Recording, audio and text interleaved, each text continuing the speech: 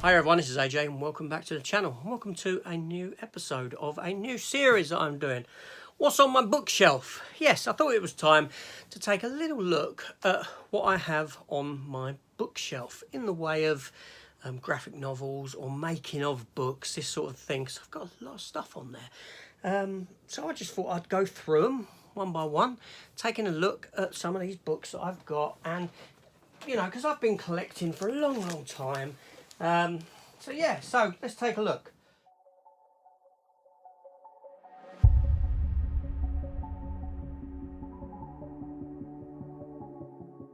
So first up, and I got this one in a Forbidden Planet. It's from Titan Books, and I got it cheap. Not overly cheap, but a lot cheaper than what it was, because the price tag on it is £35.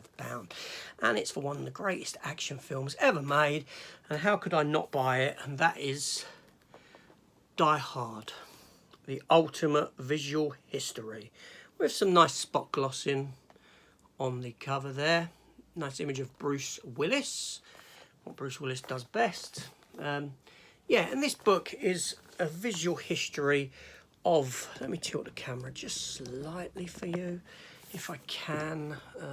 So I may cut my head off a little bit, but let's not worry about that. How do I do this? I'm doing it now, and there we go. So just make it a little bit easier to do. So here we go, the Die Hard visual history, and this book here is, you know, it's packed with stuff, with and even the pages in it, they sort of open, you know, they've got bits and pieces like that,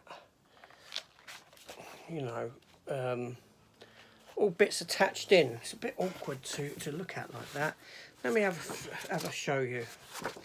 That's Nakatomi. You've got the Nakatomi building. You've got Hans Gruber surveillance images in this little thing here, and they come out, and you've got photos in there of Hans Gruber.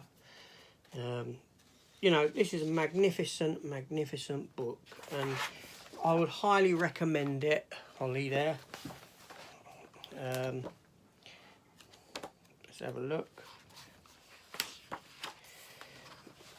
You got like things like this in here. You know, it's just full of bits.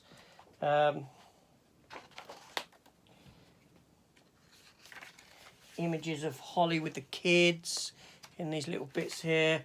You know, and it's all about Die Hard. If you're a Die Hard fan, this book is definitely for you. Deleted atrium scene in there. You know, yeah, this is well worth picking up. And it goes through Die Hard 2, Die Hard 3. You know, it's got so much in it. Up to Die Hard 4. 4.0, should we say.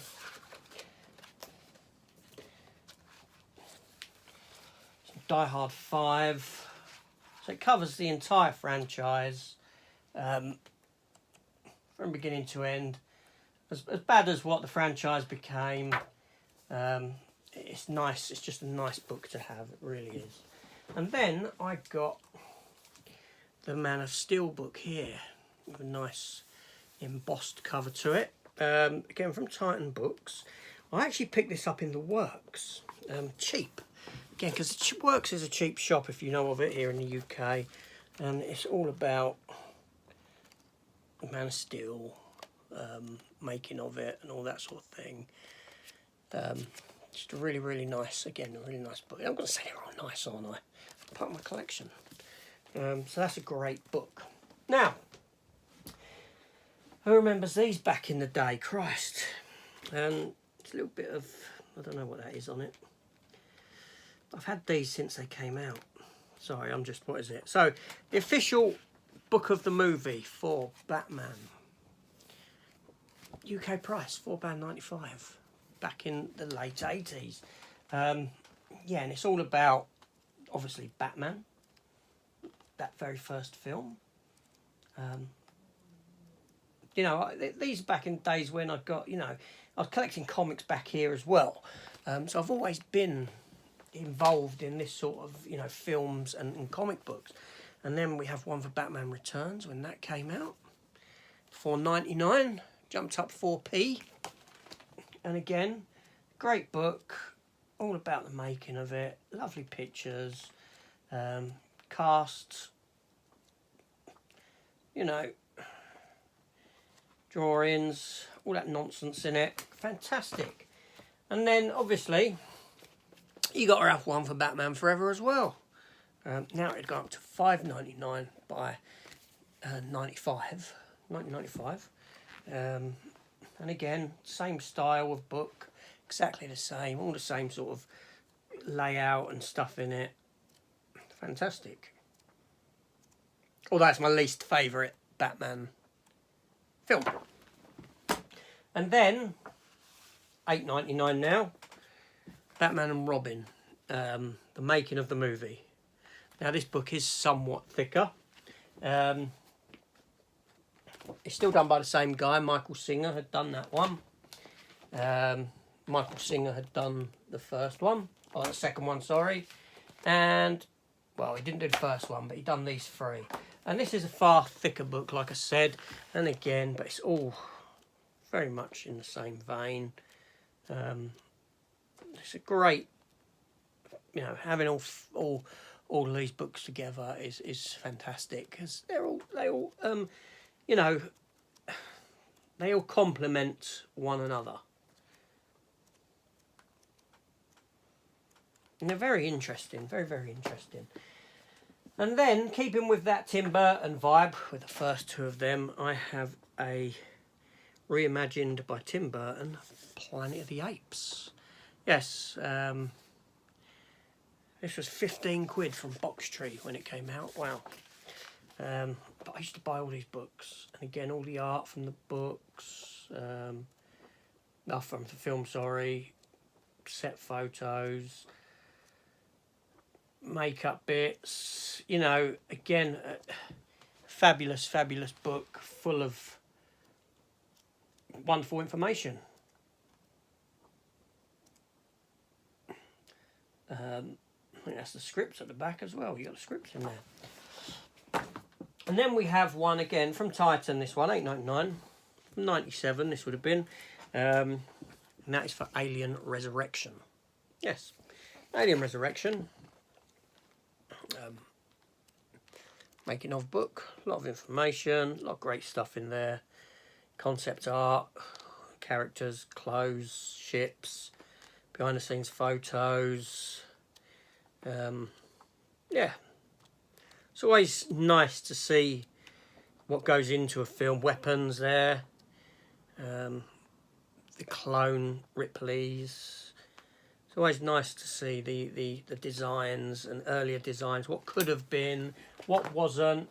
Then we have, for some reason, I've just got a graphic novel randomly sat between by Jim Starlin, and this is Dreadstar. Christ, I haven't read this for years. Jim Starlin. Wow, it's even got a little alarm thing in it. Yeah, Jim Starlin. He was he worked for Marvel, obviously, because this is a Marvel graphic novel. But Jim Starlin did go on and work with Image Comics, and he created the character of Shadowhawk. I believe that was Jim Starlin anyway, unless my memories fading me. Dreadstar, yeah. Why that's in amongst my making of books, like I said, I do not know. And anyway, then we have the official movie book of Robin Hood, Prince of Thieves. Christ, I love this film. I do. This, even looking at that, it just brings back a magnificent time. This came out in the same year as Terminator 2. And I wished it was this film that cleaned up at the box office and not Terminator 2. Although it's done extremely, extremely well. Of course it did. And the Bryan Adams song. How long was that in the charts for over here? 17 weeks? Something like that? Something like that. Something silly. 15, 14, 17? I don't know. But again, all about the behind-the-scenes making of. And I love this film. It's got a 4K release coming out soon that I am so looking forward to. Yeah, just brilliant stuff. Brilliant stuff. And then moving on, we have creating one of the greatest TV series of all time, Babylon 5. Behind the scenes of Warner Brothers' revolutionary deep space TV drama, written and created by J. Michael Straczynski. Yes, Babylon 5. What can I say about Babylon 5? It is one of the best TV series ever made.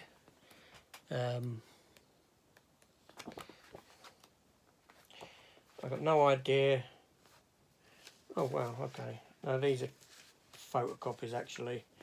For some reason I got a signed photocopy image of what's her face in it from Star Trek, and Jerry Doyle, who played the security chief on Michael Garibaldi. Now he passed away, unfortunately. A lot of the cast of Babylon 5 have passed away now, but Jerry Doyle, there is a sort of passing resemblance to Bruce Willis in a certain way with him. And there is an episode of Moonlighting, actually, when in Moonlighting starred Bruce Willis. And there's this scene where Bruce Willis's character, David Addison, has vanished.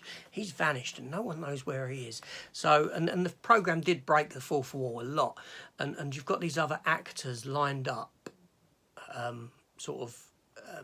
reading to take over the part of David Addison, because in the context of the story, Bruce Willis's David Addison has vanished, and one of them is Jerry Doyle, that fella there, and he gets a line that says "Do bees, the bees be, the bears bear" as the camera's passing by. Just a little, little bit of trivia there for you about him looking like Bruce Willis and him being in Moonlighting. Now, Babylon 5, I've met most of the cast of this. Pretty much, actually, I think I've met all of them. I met Michael O'Hare up in London, West End, at a tiny comic shop that was hosting a Babylon 5 thing, and there was only about 15 of us in there for about 2 hours with him and talking to him, getting to ask questions and all that. Claudia Christian, I've met.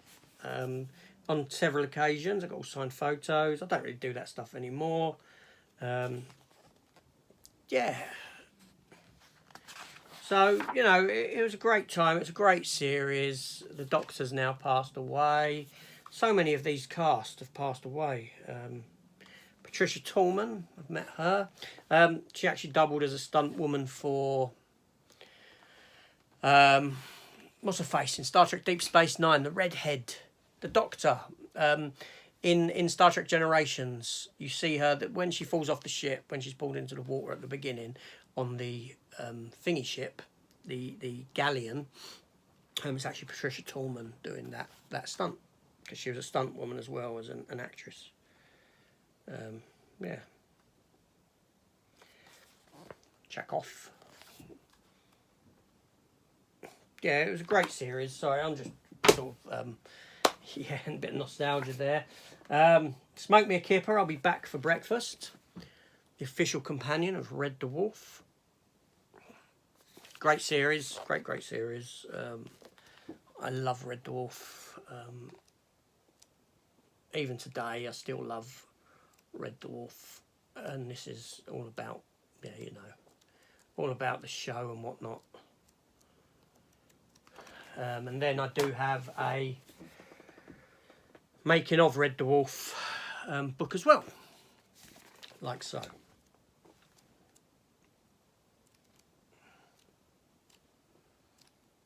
Again, a great book, a lot of insight, easy to read because the words are very big, really, aren't they? But I suppose they padded them out that way, really. And then here we have, I don't know why, shouldn't be in there, but Punisher magazine. Yeah, Punisher magazine slotted between stuff. And this here is, it reprints some of the American comics. I do have individually properly. But yeah, this is when the Punisher was allowed to be the Punisher. Not allowed to be that character anymore, is he?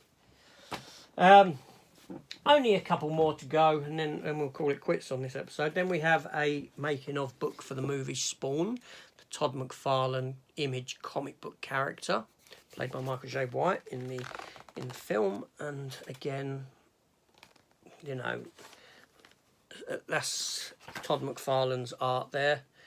He's a great artist, and this just goes into, and I've got you know, this is a bad movie.